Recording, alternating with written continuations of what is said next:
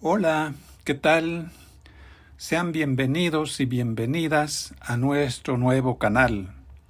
Aquí encontrarás muchas cosas interesantes como conferencias, conversaciones, debates y diálogos en torno a temas muy actuales como la filosofía, la modernidad, la literatura latinoamericana, la hermenéutica, el barroco y el neobarroco.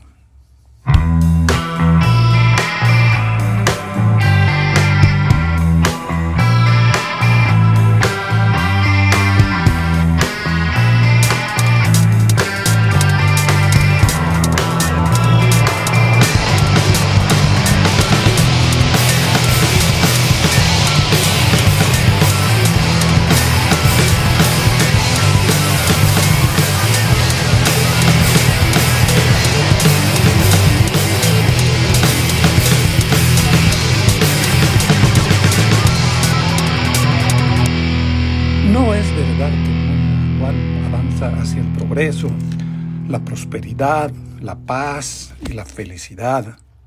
Por el contrario, lo que vemos cada día es cómo aumentan las guerras, el hambre, el desempleo, las migraciones, las enfermedades y la contaminación ambiental. Por eso es que prefiero hablar en mis libros de una crisis terminal de la sociedad moderna capitalista.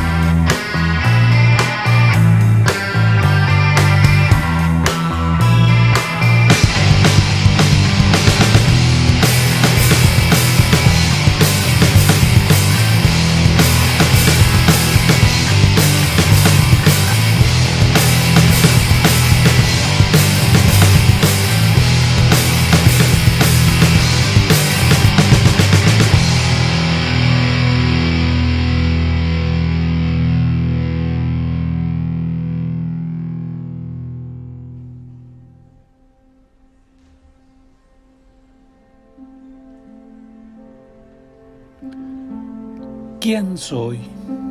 ¿Cómo soy? Creo ser introvertido, ensimismado. No tengo aptitudes para el liderazgo ni para ocupar puestos administrativos. Amo la soledad y el silencio. Soy fanático de la lectura, del cine y de la música, del jazz, del rock y de la ópera. Soy asiduo visitante de las librerías, de los museos y de las salas de concierto. Creo ser leal con mis amigos, colegas y estudiantes. Me disgustan el autoritarismo y la burocracia. Me encantan las puestas de sol, las noches de luna llena. Mi mayor placer es contemplar el mar.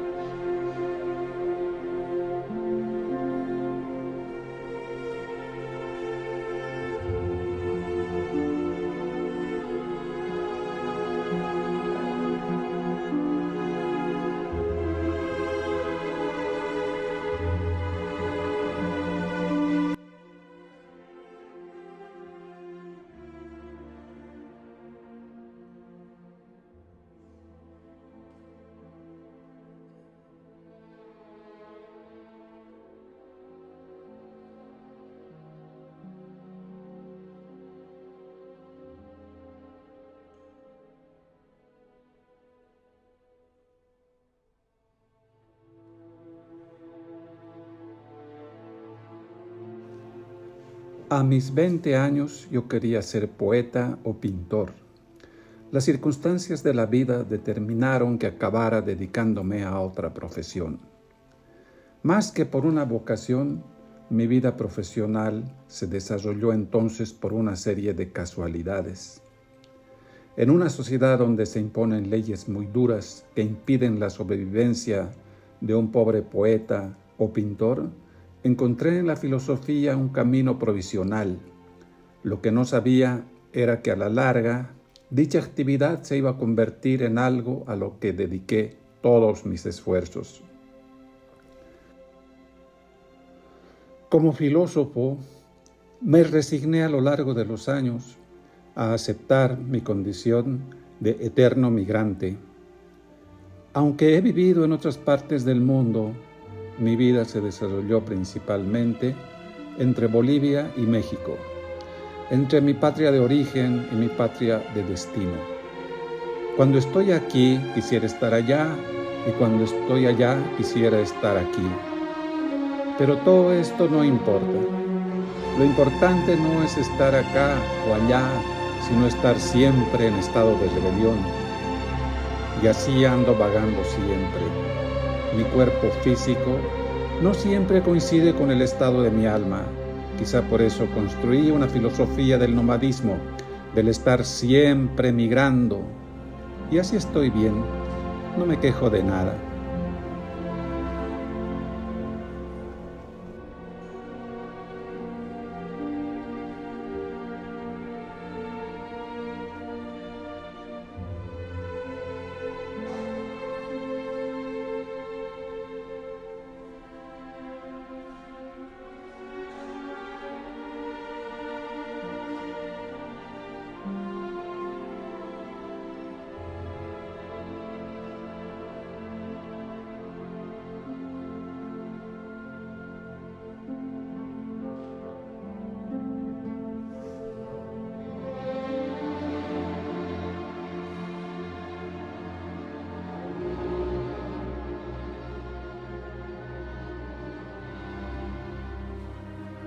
Mi vida profesional como filósofo arranca en el año de 1986 en México, cuando conocí a Elizabeth en la Facultad de Filosofía y Letras de la UNAM.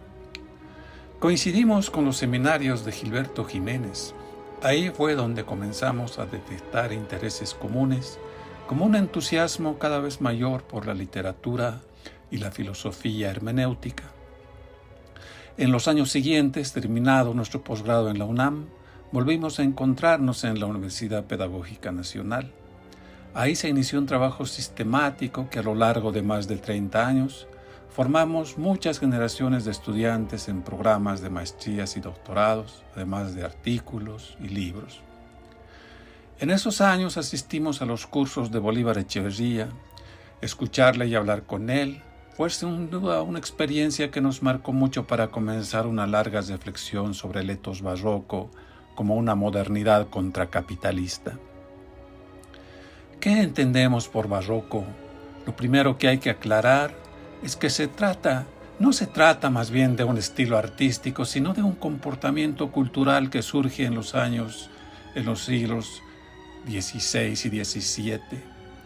Esto significa que es un etos o forma de vida, una actitud de resistencia histórica frente a un proceso de modernización capitalista.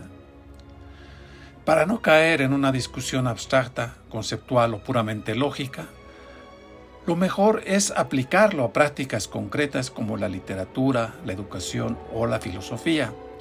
Nuestro hilo conductor es la vinculación del concepto con la hermenéutica y el multiculturalismo. ¿Cómo aplicamos el barroco en la literatura? El barroco es ante todo una categoría hermenéutica y no en general, sino en concreto, es decir, que se conecta con el proceso de configuración de la identidad cultural latinoamericana. Donde vemos mejor su relación es con ciertas obras literarias, como la narrativa de muchos autores como Alejandra Costamagna, Daniel Sada, Carla Gelfenbein, Guadalupe Nettel, Pablo Simonetti, Gioconda Belli, Valeria Luiselli, Carmen Bullosa, Enrique Cernan, Andrés Neumann y muchos otros. Lo que vemos en estos autores es que la enorme posibilidad de recuperación de la actividad imaginativa, una posibilidad que se da solo por un libre trabajo de creación. Lo que vemos también es el potencial transformador de los textos literarios. ¿Y por qué elegir a estos autores y no a otros? tomamos en cuenta su relación con la multiculturalidad, el mestizaje y la transculturación. Es así como interpretamos el barroco en la literatura latinoamericana como un proceso de mezcla de culturas, géneros, clases, etc. Las obras narrativas de estos autores tienen un alto valor estético y social, nos permiten comprender la realidad social en que vivimos actualmente.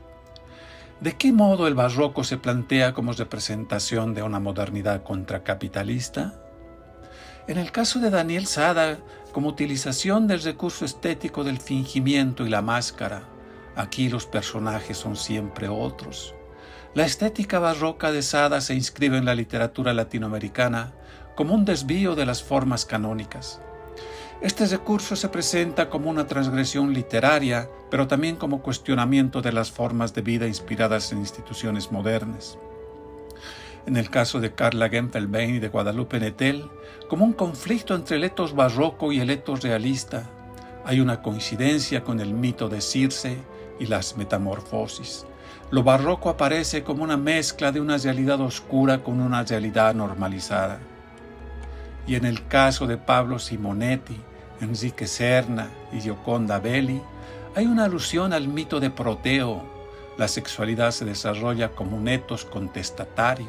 El etos barroco como modernidad alternativa se presenta como una analogía entre la historia erótica de algunos personajes y la historia económica del país. El conflicto es entre una lógica del valor de uso y el valor no reductible de los cuerpos, contra la lógica del valor de cambio, los cuerpos convertidos en mercancías. Aunque parece que hay un triunfo de la lógica del etos realista, sigue latiendo el etos barroco como un volcán inextinguible, aún más allá de la muerte. Se trata de un proyecto utópico, de ir más allá de las estructuras de la democracia burguesa y de configurar otra moral sexual para un mundo nuevo. La metáfora de Gioconda Belli de la explosión de un volcán que produce en los hombres sustancias para inhibir la inflación de testosterona sugiere la erosión biológica natural del patriarcado. ¿Y qué es el barroco en la educación? ¿Qué lugar y función han desempeñado los textos literarios en la escuela? ¿Cómo podría darse esta revaloración para otro tipo de educación sustentada en la polisemia de la imagen?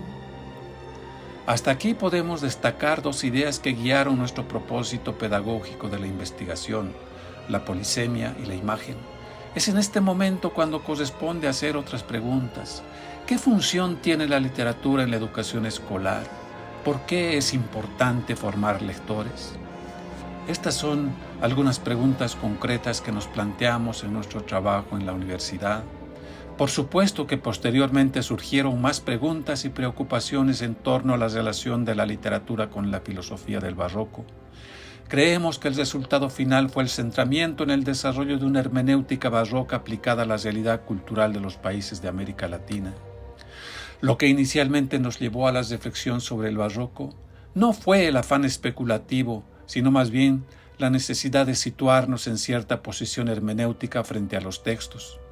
Nos parecía que lo mejor era no posicionarse en el punto de vista del autor, sino más bien en la perspectiva del lector. El análisis hermenéutico nos permitía así comprender mejor el significado del texto y no la intencionalidad del autor. Enfocarnos en el lector aumenta mucho la posibilidad de interpretar, mientras que la intencionalidad la disminuye. En nuestro trabajo en el aula universitaria comprobamos que la base teórica metodológica del modelo hermenéutico provenía de autores especializados como los de Paul Ricoeur y Gadamer, además de algunas teorías de la hermenéutica literaria. Pero hacía falta desarrollar qué significa esta manera de leer. Era necesario responder a preguntas como ¿qué significa interpretar? ¿Cómo se realiza una interpretación? Una de nuestras preocupaciones era, pues, proporcionar al docente y por su mediación a los alumnos una fundamentación y una aplicación práctica de la lectura de este enfoque. Necesitábamos una metodología de enseñanza-aprendizaje de la lectura de textos literarios fundamentada en un enfoque acorde con la naturaleza del discurso literario y que esté centrada en los efectos de la lectura en el lector, lo que ayuda a lograr la formación de los lectores competentes que integren la lectura como práctica de lenguaje en su vida cotidiana y no solo como tarea escolar. En los últimos años nuestra preocupación derivó hacia la teoría del barroco latinoamericano bajo el impacto de las nuevas tecnologías de la información. Partimos del hecho histórico de que el libro, soporte por excelencia del texto literario, ha sido el eje pedagógico de la escuela en su desarrollo moderno.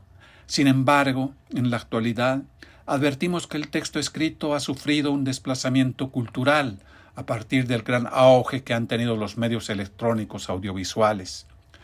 Se debe tener en cuenta, pues, que los medios audiovisuales han traído cambios importantes en la sociedad, la cual está adaptándose cada día más a las imágenes que promueven las tecnologías como los videojuegos, los teléfonos celulares, la Internet, etc., con intenciones comerciales más que educativas. Ante este acontecimiento cultural suscitado por la tecnología, ha sido insuficiente la respuesta del sistema educativo escolar hacia los estudiantes. La filosofía hermenéutica nos alerta así de los riesgos contemporáneos de una educación sin símbolos. Nos dimos cuenta poco a poco que debíamos centrarnos en la tradición cultural latinoamericana, poblada de mitos, fábulas y de una gran riqueza simbólica. ¿Por qué no basarnos mejor en el contexto histórico propio, el barroco latinoamericano, en vez de seguir adoptando modelos pedagógicos eurocéntricos? Aplicar el barroco en la educación significó entonces comprender la interacción entre la escritura y la tradición oral, entre la letra y las imágenes, entre las prácticas docentes y no docentes. Últimamente vemos con sorpresa cómo en las universidades como en la UNAM hay cambios curriculares como la introducción de la teoría de Bolívar Echeverría del etos barroco en la enseñanza ética. Y es que en efecto la concepción del etos barroco en el sistema educativo comienza a plantearse como una nueva visión filosófica de lo multicultural, la transdisciplinariedad y la interculturalidad. ¿Y cómo se plantea o cómo lo planteamos el barroco en la filosofía latinoamericana? Hoy, al final del siglo XX, la filosofía latinoamericana parece atravesar una profunda crisis y esto se debe a que muchos de sus planteamientos fundacionales se enfrentan a una realidad principalmente marcada por el proceso de la globalización. La globalización como proceso económico-político triunfante está ocasionando la crisis de los principales paradigmas del filosofar contemporáneo. Ante el derrumbe de los proyectos de liberación y de las utopías, ¿cómo seguir sosteniendo la tesis de que hace falta en América Latina un pensamiento de emancipación? ¿Cómo mantener la búsqueda de la identidad nacional cuando nos encontramos ante una situación histórica donde las culturas se cruzan y se confunden? Desde nuestra perspectiva, el barroco entendido no como una realidad, como una actitud de resistencia cultural, puede representar una salida no solo para América Latina, sino también para otros países envueltos en la crisis global, crisis que cada día más se parece a una catástrofe civilizatoria. No es casual que en Europa y en Estados Unidos haya un interés creciente por el barroco latinoamericano como una forma de enfrentar los problemas del racismo, la amenaza nuclear, la inmigración o la crisis ecológica. El barroco es, pues, una alternativa posible de modernidad contracapitalista. Lo que el mundo necesita no es un proceso acelerado de tecnologización, de más inteligencia artificial, sino más bien de reconocimiento de la otredad, de diálogo multicultural, de respeto a las diferencias culturales.